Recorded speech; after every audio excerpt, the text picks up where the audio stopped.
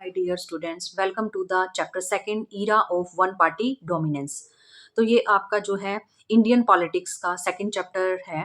और इस चैप्टर को स्टार्ट करने से पहले हम प्रीवियस चैप्टर के ऊपर थोड़ा सा चलते हैं। तो प्रीवियस चैप्टर में हमने पढ़ा था कि चैलेंज ऑफ नेशन बिल्डिंग क्या क्या थे। उसमें एक तो हमारे पास यूनिटी था, दूसरा डेमोक्रेसी था और तीसरा वेलबींग ऑफ द सोसाइटी था। तो सेकंड चैप्टर हमारा उसी चीज के ऊपर बेस्ड है, totally challenge of building democracy. अब चैलेंज ऑफ बिल्डिंग डेमोक्रेसी के अंदर हमने ये जो डेमोक्रेसी वाला पार्ट है ना, इसको हमने कवर करना है। तो देखो, जब कोई भी कंट्री जो है किसी अदर कंट्री के अंडर से फ्री होती है, तो यहाँ पे क्या कहना चाहते हैं कि जो ब्रिटिशर्स थे उन्होंने इंडिया को अपनी कॉलोनी बनाया हुआ था। तो जैसे ही ब्रिटिशर्स यहाँ से जाते हैं तो हमारे सामने क्वेश्चन था कि यहाँ पे किस प्रकार की गवर्नमेंट होनी चाहिए। अब हम सोच के बैठे हैं कि हमें डेमोक्रेसी लेकर आनी है।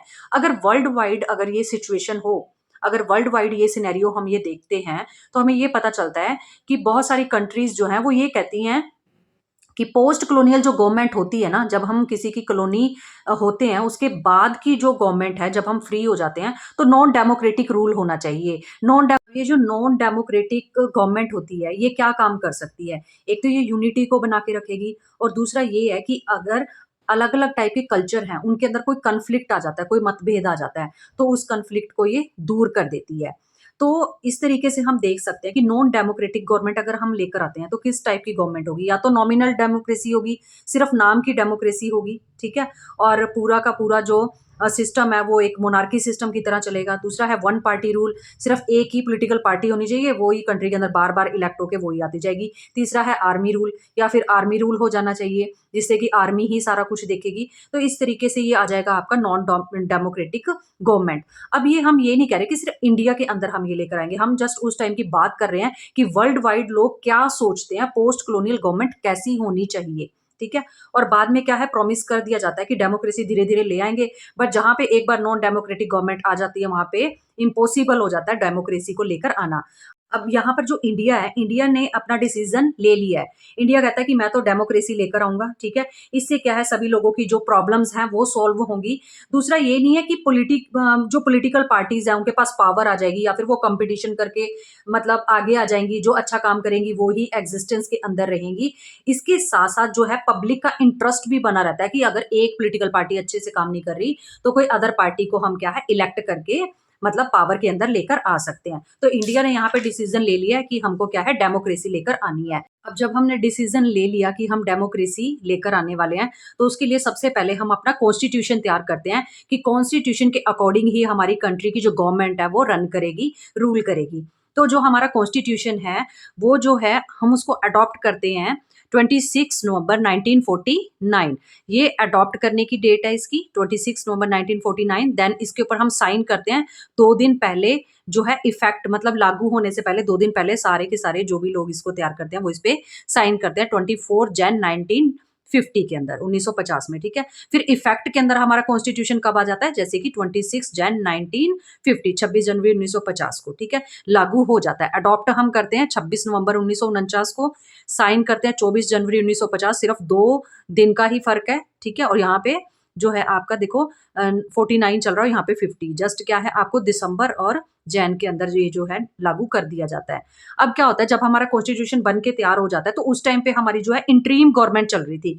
इंटरीम गवर्नमेंट का मतलब क्या है कि एक टेम्परेरी गवर्नमेंट चल रही थी जिनको हमने इलेक्ट नहीं किया था, अपनी तरफ से ही लीडर अपना काम कर रहे थे, खुद से ही वो लीडर बने हुए थे।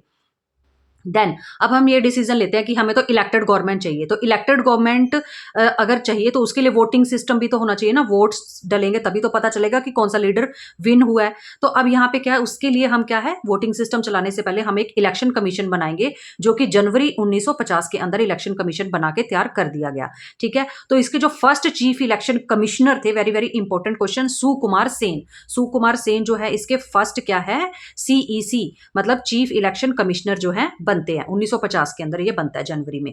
देन इसके बाद क्या है, प्रॉब्लम फेस्ड बाय जो आपकी ये इलेक्शन कमीशन ऑफ इंडिया है, इसको बहुत सारे चैलेंज फेस करने पड़े, बहुत सारी प्रॉब्लम्स आई जब हमको वोटिंग करवानी थी, हमको अपनी सरकार बनानी थी, ठीक है, क्योंकि टेम्परेरी सरकार चल रही थी ना, तो हमको परमानेंट जो सरकार बनानी थी उसके लिए हमें बहुत सारे प्रॉब्लम्स आई, क्योंकि इंडिया के अंदर इतने बड़े लार्ज स्केल के ऊपर इलेक्शन करवाना, वोटिंग करवानी बहुत बड़ा टारगेट था। सबसे पहले मतलब कि पहली बार हम लोग जो है इलेक्शन करवाने जा रहे थे इंडिया के अंदर, तो क्या है बहुत सारी प्रॉब्लम्स आई, जैसे कि पॉपुलेशन बहुत ज्यादा है इंडिया के अंदर, तो उनको डिवाइड करने के अंदर बहुत सारा प्रॉब्लम आ रही थी। फिर उसके बाद है कि यूनिवर्सल एडल्ट फ्रेंचाइज, जो लोग एडल्ट हो चुके हैं, एक मतलब एज के ऊपर जब पहुंच चुके हैं, जैसे कि 21 ईयर तक पहुंच चुके हैं, तो उनको वोटिंग डालने का राइट दिया गया, ठीक है। तो उसके लिए सारा तैयार करना कि किसकी एज जो है वो वोटिंग के लिए हो चुकी है। तो 17 करोड़ जो वोटर्स हैं इस तरीके से एक एज के ऊपर पहुंच चुके थे जहां पे उनको वोटिंग का राइट मिल चुका था। और क्या है 15% जो लोग हैं वो ही सिर्फ लिटरेट थे, अदरवाइज 85% जो लोग हैं वो इलिटरेट थे। अब यहाँ पे अगर लिटरेट है वो तो वोटिंग कर सकेंगे, पढ़ सकेंगे, बट जो अनपढ़ लोग थे उनको बहुत ज्यादा प्रॉब्लम आ रही थी, ठीक है। देन उसके बाद क्या है, डिलिमिटेशन के अंदर क्या आ जाएगा, जो इलेक्ट्रोल कॉन्स्टिट्यूएंसीज बनाई गई, मतलब पूरे इंडिया के अंदर बाउंड्रीज बनाई गई थी, और वहां से क्या है लोगों को सीट दी गई कि आप यहां से इलेक्ट हो गए, आप यहां से, मतलब कि एक एक सीट के लिए काफी चार चार जो कैंडिडेट है वो खड़े किए गए थे। मतलब पूरे इंडिया को क्या है बाउंड्रीज बना के डिवाइड कर दिया गया था, ठीक है, कॉन्स्टिट्यूएंसीज बना दी गई थी। जैसे आपके वार्ड नंबर होते हैं, वार्ड नंबर 1 से कौन खड़ा है, 2 से कौन खड़ा है, इस तरीके से। फिर उसके बाद क्या है, बहुत बड़े लेवल पर हमको इलेक्ट्रोल रोल्स बनाने थे, मतलब कि लिस्ट ऑफ वोटर्स भी तैयार करनी थी कि कितने लोग जो हैं वोट डालने वाले हैं। और एक सबसे इंटरेस्टिंग फैक्ट इसके अंदर ये है कि 40 लाख जो वोट्स है ना वो रिफ्यूज कर दी गई थी। रिफ्यूज क्यों कर दी गई थी, वो सारी की सारी विमेंस की थी।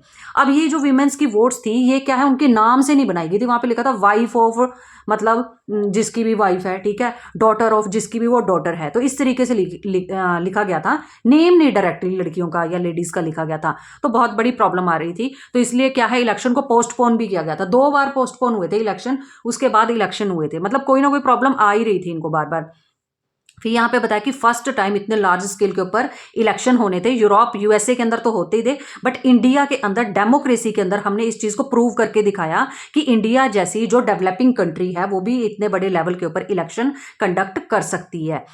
इवन कि एक यूरोप का ये फैक्टर है कि जब उन्होंने इलेक्शन करवाए थे ना तो वुमेन्स को राइट नहीं दिए थे वोटिंग के, बट इंडिया के अंदर चाहे मेन्स हैं और चाहे वुमेन हैं सबको ही वोटिंग का राइट मिला था। हमने बराबर इक्वल राइट दिए हैं मैन और वुमेन को। देन इस इलेक्शन के अंदर जो क्या है 3200 एमएलएज चुने जाने थे और 489 जो है एमपीज चुने जाने थे लोकसभा के लिए, ठीक है। देन उसके बाद क्या है, ये जो इलेक्शन कमीशन है इसने ट्रेंड किया था। अब लोग इतने ज्यादा मतलब कि उनको क्या पता कि किस तरीके से इलेक्शन कंडक्ट करवाने, पहली बार कोई काम होने जा रहा है, तो उसके लिए लोगों को मतलब ऑफिसर्स जो थे उनको ट्रेंड किया गया था, और पुलिंग जो स्टाफ था मतलब 3 लाख के नियर बाय जो लोग थे उनको इसमें मतलब ट्रेनिंग दी गई थी कि किस तरीके से वो क्या है इलेक्शन कंडक्ट करवाएंगे। अब ये सारी चीजें देखते हुए एक एडिटर थे, उन्होंने ये बोला कि आप ये इतने बड़े लेवल के ऊपर इलेक्शन तो करवाने जा रहे हो, बट पता नहीं तुम कामयाब भी होगे या नहीं होगे। तो उन्होंने एक लाइन बोली थी, the biggest Gamble in history, तुम हिस्ट्री के अंदर ये बहुत बड़ा क्या है जुआ खेलने जा रहे हो, पता नहीं कामयाब होना या नहीं होना। फिर उसके बाद एक मैगजीन थी, उस मैगजीन का नेम था ऑर्गेनाइजर। अब ये जो ऑर्गेनाइजर मैगजीन थी इसके अंदर जो है जोक मतलब मारा गया था नेहरू जी के ऊपर कि ये जो इलेक्शन कंडक्ट करवाने जा रहे हैं ये कोई खाला जी का बाड़ा नहीं है, इतना आसान काम नहीं है कि आप इलेक्शन कंडक्ट करवा लोगे, ठीक है। तो यहाँ पे ये बताया गया जो इलेक्शन कमीशन ने क्या है 2 बार जो है ट्वाइस जो है पोस्टपोन किया था इसको। फिर जो है हमारे इलेक्शन हुए थे, ये इंपॉर्टेंट है, अक्टूबर 1951 से लेके फेब 1952 तक ये चले हैं, ठीक है। और इसके साथ ही आपको ये मतलब अगर क्वेश्चन आता है कि जो आपके इलेक्शन है वो कब हेल्ड हुए थे, तो मोस्टली आप क्या बताओगे, जनवरी 1952। जनवरी 1952 क्यों बताओगे, क्योंकि ये पॉपुलर उस टाइम पे हुए थे। मोस्टली जगहों पे जो वोट्स है ना वो जैन के अंदर ही डले थे, मतलब जनवरी के अंदर ज्यादा वोटिंग हुई थी, तो इसलिए जनवरी 1952 के वोट्स बोला जाता है इनको। देन इसके बाद क्या है 1952 के अंदर ये जो जनरल इलेक्शन हुए थे ना ये बहुत बड़े लैंडमार्क के ऊपर हुए थे, और हिस्ट्री के अंदर ये बहुत बड़ी बात थी कि डेमोक्रेसी भी वर्ल्ड के अंदर, डेमोक्रेसी के अंदर इतने बड़े लेवल के ऊपर वोट को जो है कंडक्ट करवाना। देन इसके बाद क्या होता है कि 4 कैंडिडेट एक सीट के लिए खड़े हुए थे उस टाइम पर, और 50% वोट्स जो है पड़ी हुई थी, लोग वोट्स डालने के लिए आए थे। जो इसका रिजल्ट था ना वो बहुत ही सेटिस्फैक्ट्री था कि हम सेटिस्फाई थे कि पहली बार इलेक्शन कंडक्ट कराए तो 50% जो लोग हैं वो वोटिंग डालने के लिए आए हैं। फिर उसके बाद है आपको स्पेक्टिप्स। इसका क्या मतलब है, ये जो स्केप्टिक्स है इसका मतलब है कि जो लोग ये बोल रहे थे ना कि तुम हिस्ट्री के अंदर बहुत बड़ा गैम्बल जो है जो जुआ खेलने जा रहे हो, ये वाली जो लाइन है, ठीक है। तो ये जो लोग क्रिटिसाइज कर रहे थे उन लोगों के यहाँ पे क्या है, मुंह जो है बंद हो गए थे कि इन्होंने तो कामयाब करके दिखा दिया इस चीज को। अब एक और ही जो बहुत ही मोस्ट मतलब कि इंटरेस्टिंग सा ये टॉपिक लगता है मुझे, ईवीएम वाला। अब क्या है, ईवीएम की फुल फॉर्म क्या आ जाएगी, इलेक्ट्रॉनिक वोटिंग मशीन। अब आप तो इस टाइम पे इलेक्ट्रॉनिक वोटिंग मशीनें देखते हो, ठीक है, बट पहले के टाइम में ये मशीनें नहीं आई थी। तो हम यहाँ पे देखेंगे, सबसे पहले इलेक्शन हुए थे 52 में, फिर 5 प्लस करेंगे, फिर कब होंगे 57 में, फिर 5 हमने प्लस किए, फिर कब होंगे 1962 के अंदर। बट ये जो पहले का टाइम है ना, 52 से लेके 57, मतलब पहले कितने हो गए, ये पहले 10 साल हो गया आपके। फर्स्ट 10 ईयर्स में जो क्या है, जो वोटिंग डलती थी वो किस तरीके से यहाँ पे वोटिंग आपकी डल रही है, इन्होंने बताया है कि एक बॉक्स हुआ करता था, उसके ऊपर जो है कॉन्स्टिट्यूएंसी नंबर लिखा होता था, पोलिंग बूथ नंबर लिखा होता था और नेम लिखा होता था, जिस बंदे के जो बंदा इलेक्ट होने वाला था, ठीक है, जो इस बंदे को हम वोट के लिए खड़ा करते थे, उस बंदे का वहां पे नाम भी लिखा होता था, ठीक है, उसी लैंग्वेज के अंदर, जो भी लैंग्वेज उस स्टेट के अंदर चलती थी। तो इस तरीके से क्या है, 20 लाख जो है स्टील के बॉक्सेस तैयार किए गए थे। अब क्या है कि जो ये एक पर्सन होता था, ठीक है, जैसे कि यहाँ पे मान लो कि 6 पर्सन खड़े हैं, ठीक है, या 7 पर्सन खड़े हैं, वो क्या है अपने बॉक्स के आगे, यहाँ पर जो है इस बॉक्स के आगे ये जो बॉक्स है यहाँ पे पड़ा होता था और इसके पीछे ये कैंडिडेट खड़े हो जाते थे, ठीक है। अब जो भी पर्सन यहाँ से वोट डालने के लिए जाता था, अगर उसको सेकंड कैंडिडेट पसंद है तो उसी की जो स्टील का बॉक्स होता था उसके अंदर वो क्या है, अपना जो बैलेट पेपर होता है, ये जो बैलेट पेपर होता है, इसको वो पुट कर देता था उसके अंदर, स्टील के बॉक्स के अंदर। तो इस तरीके से 10 साल जो है वोटिंग चलती है।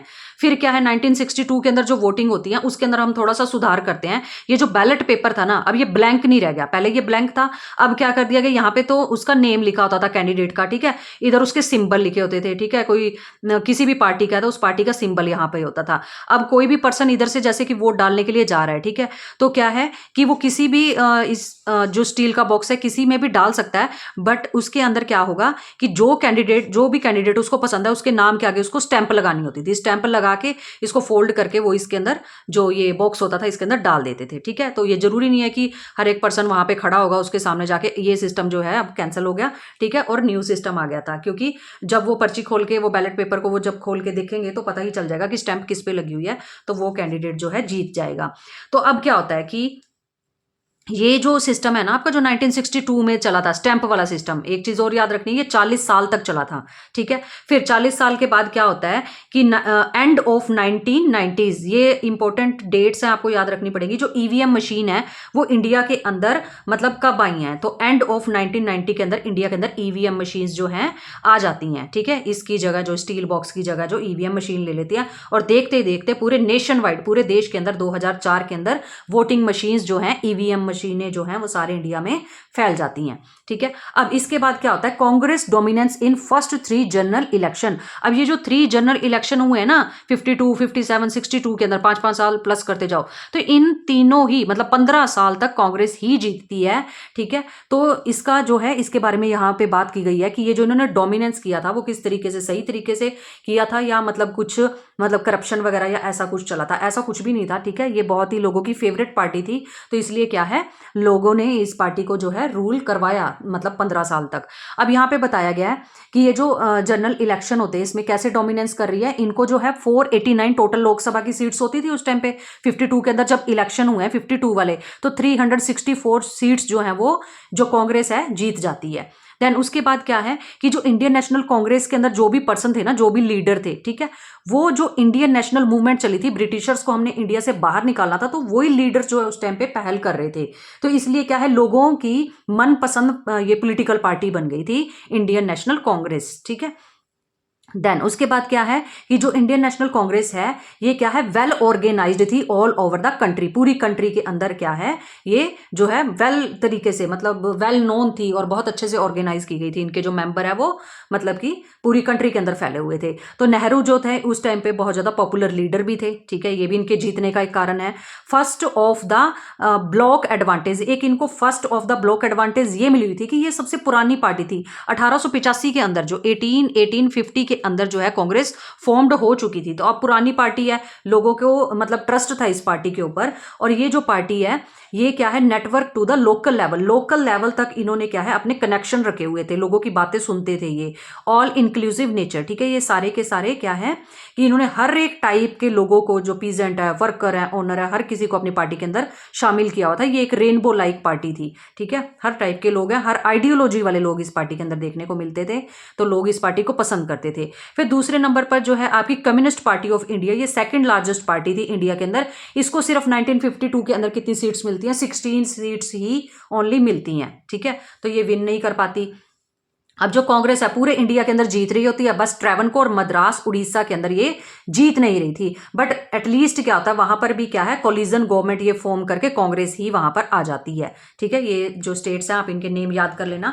तो कांग्रेस जो है 1952 के अंदर, इसको जो वोट्स हैं वो 45% पड़ती हैं, ठीक है। और सीट्स कितनी मिलती हैं? 74% सीट्स मिलती हैं। देखो इसको, दूसरी तरफ एक सोशलिस्ट पार्टी का एग्जाम्पल दिया गया, इसको सिर्फ 10% वोट्स मिलती हैं और सीटें कितनी मिलेंगी? 3% मिलेंगी, ठीक है। तो अब ये जो आपका FPTP जो सिस्टम होता है, ठीक है, फर्स्ट पास्ट द पोस्ट, इसका क्या मतलब है? इसका मतलब ये है कि जितनी ज्यादा आपको वोट्स मिलेंगी, ठीक है, जितनी ज्यादा आपको वोट्स मिलेंगी, ठीक है, उसी के बेस पे आपको उतनी सीट्स भी ज्यादा मिलेंगी। जितनी ज्यादा आपके पास सीटें होंगी लोकसभा के अंदर, उतना ही ज्यादा आपको क्या है, फायदा होगा। आपकी जो पार्टी है उसी की सरकार बनेगी, ठीक है। जितनी ज्यादा आपके पास सीटें होंगी, जैसे यहाँ पे कांग्रेस के पास लगा लो कि काफी ज्यादा सीटें आ चुकी हैं, ठीक है। तो क्या है कि फिर आप लोकसभा के अंदर जो है जीत जाओगे, ठीक है, और आपकी ही सरकार वहां पे बनने वाली है। तो इस तरीके से जिसके पास ज्यादा सीट्स हैं, ज्यादा वोट्स हैं, सीटें भी उन्हीं के पास ज्यादा होती हैं, first past the post. Then उसके बाद 57 के अंदर इलेक्शन होते हैं, फिर 1962 के अंदर इलेक्शन होते हैं। तो इन इलेक्शंस के अंदर भी कांग्रेस ही थर्ड फोर्थ जो वोट से है जीत जाती है, और जो अपोजिशन की पार्टीज होती हैं उनको सिर्फ 110 ही वोट मिलते हैं। तो इस तरीके से आपका फर्स्ट पार्ट कंप्लीट होता है। मिलते हैं सेकंड पार्ट के अंदर। Thank you so much for watching. अगर आपको चैप्टर समझ में आया तो प्लीज़ दूसरे बच्चों के साथ चैप्टर को शेयर जरूर कीजिएगा। Thank you so much for watching.